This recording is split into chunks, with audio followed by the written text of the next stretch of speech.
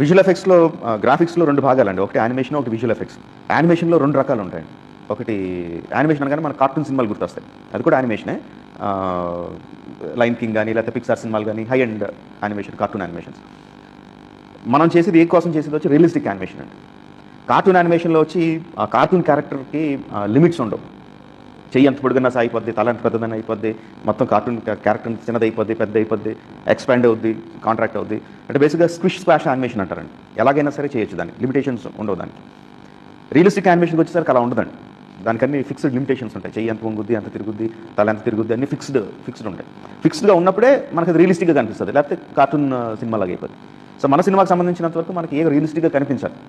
ఇప్పుడు cinematic liberties తీసుకున్నా కానీ చూసే ఆడియన్స్‌కి ఇది రియల్‌గా అని అనిపించాలండి. సో ఆ రియలిస్టిక్ యానిమేటర్స్ అనేది ప్రపంచంలోనే తక్కువ మంది ఉన్నారు. అంటే ఉన్నారండి, తక్కువ మంది ఉన్నారంటే మన బడ్జెట్‌లో మనకు దొరికేవాళ్ళు చాలా తక్కువ మంది ఉన్నారు.